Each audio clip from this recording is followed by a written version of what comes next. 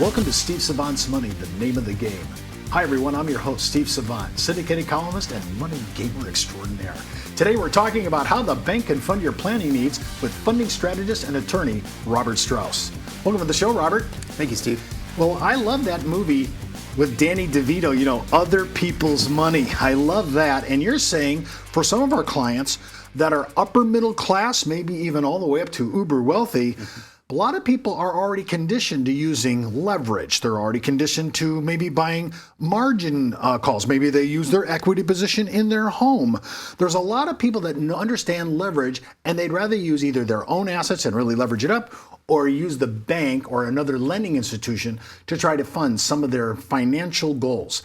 Let's walk through that and see what we have here, because it's kind of interesting to me that this is where we're going. So nobody wants to really do a loan unless they have to, but sometimes other people's money is actually a better rate of return. Let's walk through the basic pros of trying to get premium financing to fund many ideas that we're going to talk about today. Okay. Well, there's really two advantages to premium financing and two ways that premium financing is really used. One is to buy life insurance in a less expensive way. And the other is to have your money working harder for you. Mm-hmm. And so let's talk about the first. So one of the advantages that I think many people use premium financing for is to pay less to buy life insurance by using bank money, by borrowing money from a funding source, a bank, and having the bank pay their premiums and then paying just the relatively small interest payments instead of those large premium payments. So we're paying, here, if I have a $50,000 contribution into my contract, I may be only paying a small amount in interest on that, and that difference can really make a leverage when it's talking about internal rate of return on my cash value buildup. Sure, compared to those premiums, especially with interest rates as low as they are, those interest payments can be relatively small. You talk about this, so this is one of your pros too. Your interest rates, they're really low right now. Correct. Now, but I've heard you talk about this before, and I don't want to get too industrial here, but this London International Banking Rate, this LIBOR rate they call it, it's pretty much usually LIBOR then plus 1.5, 2 points, depends upon your credit worthiness and so forth. Sure. But the interest rates are very low, and right now that opportunity cost. And I think that most consumers, they say, wow, that's low. That means my entry level in is also low. That's true. So it's very, very inexpensive right now to borrow money. So it's for many people, even people who could afford to pay those premiums, it's a good opportunity to use bank money to pay those premiums instead of taking their money out of commission. Now, if the interest rate is being accrued, which it is on this, in your idea, it's about a 10-year period. We're borrowing these funds from a bank. The bank is collateralizing the policy and maybe other assets, depending upon if it's necessary or not. Correct. And that makes the accrual outlay just the interest rate, or maybe a little bit of principal, because I notice sometimes you like to pay to keep it nice and even for the client's payment. That makes the cost really flexible. Now, why is that such an advantage to the client? Well, with many premium financing programs, the client can decide, out of pocket how much they want to spend and how much they want to accrue of the interest. With our particular program, we require the client to pay all of their interest out of pocket. Okay, so they could actually say, I want to pay X amount for 10 years, and you could reverse engineer it. Correct. And tell them what they could loan, how it would work with the LIBOR rate, the lending institution understands what they're doing. That to me sounds pretty good. So if they have a pretty good idea what they're talking about, we can reverse engineer it and figure out what monies we need from the bank. Correct. This could be, they could work it backwards and decide what budget that they would like to have, and then calculate the benefit backwards. Now they're going to use a lot of the policy cash values can be used as collateral, will be used as collateral, and as it grows, that the policy takes on more of the collateralization and other assets that are freed back up again. Correct. But I'm thinking about makes getting into a large life insurance contract easy, because a lot of people say, listen, I have charitable intent. I'd love to give that charity a couple $1,000,000 on the way out. I'd like to make sure my children, my grandchildren, I want to make sure they're taken care of. I'd like to build a legacy of education for my progeny to come. Or I don't have estate taxes, but heads up, by the way, a little advisor issue here. The estate tax may be very high in the unified credit, but everybody's individual state of domicile, I have to say, most of the states do not shadow the federal tax bracket. So it may not be estate planning, but it might be state planning. And this could be a good way to leverage that. Correct. Well, when we come back from the break, I want to talk about some of the cons, some of the negative issues, because I want to be full disclosure to make sure some of our clients who are watching get a really full idea of what we're talking about, the good and maybe a little bit of the negative. We'll be right back after the break. It's not how much money you make, it's how much money you keep. And keeping more of your money is even harder these days with high taxes, fund expenses, and fees for financial advice. And when you consider the uncertainty of the market and the rising cost of living, the purchasing power of your dollar is constantly at risk. But a tax-deferred annuity with an inflation rider can be the most cost-effective way to generate increasing annual income without market volatility.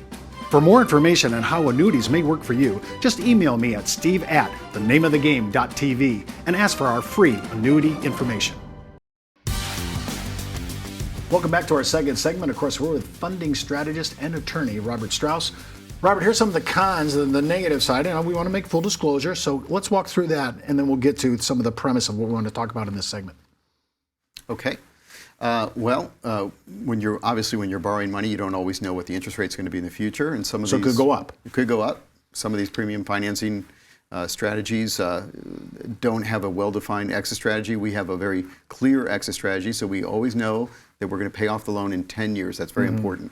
Now, the second one is, of course, not only do we not know if interest rates are going to go up, and they could, we don't know about policy performance either. Even though in the contracts that we're using, which is an index universal life, that does not let the crediting account go below zero, and they still have policy expenses and so forth. But that could perform, I mean, I guess you could get 10 years of zero. Right? I mean, technically you could do it.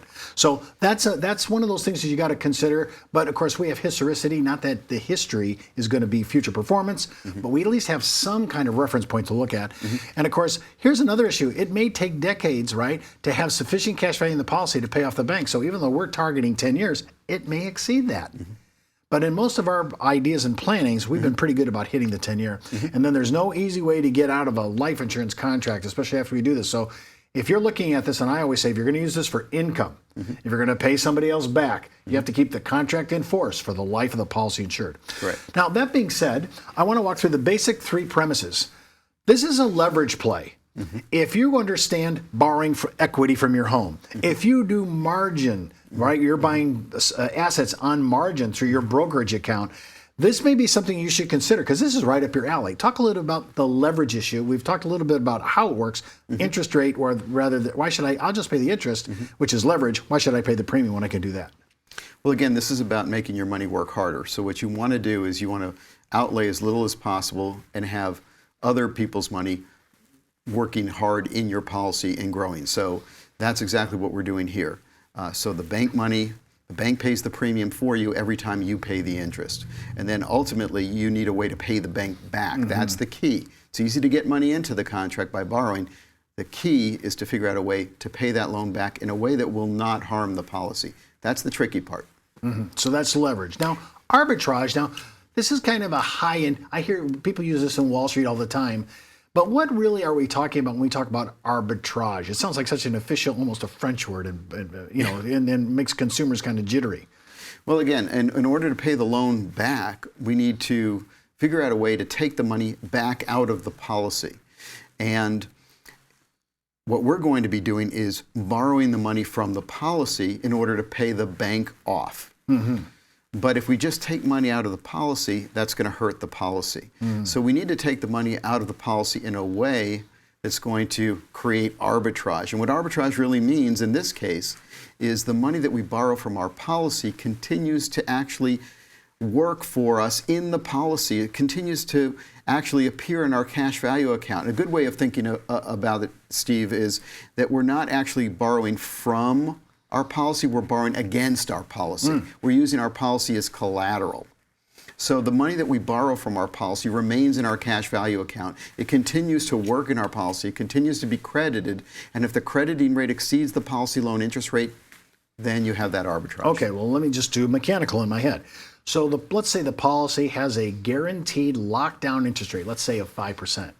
So I can't get arbitrage unless my returns, let's use an index off the top of my head, S&P 500 is the most popular in the United States, Right. domestic indice.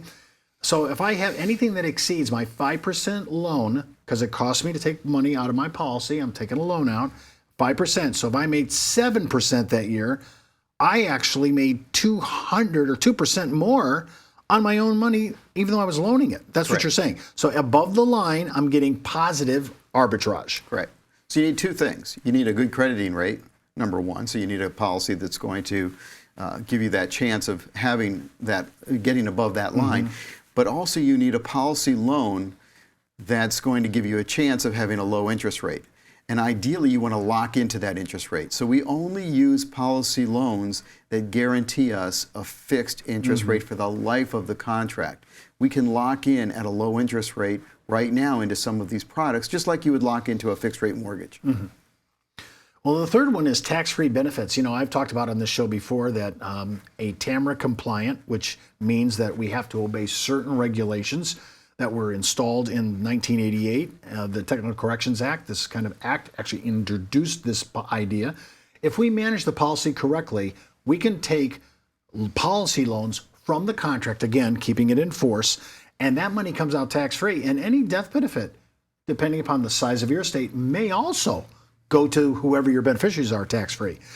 This arbitrage of coming out on the loans having positive, but having this tax-free benefit of being able to take loans for income or leaving it in the policy for the death benefit proceeds for legacy for children, grandchildren, or charitable giving or paying state taxes, even if estate's not the issue.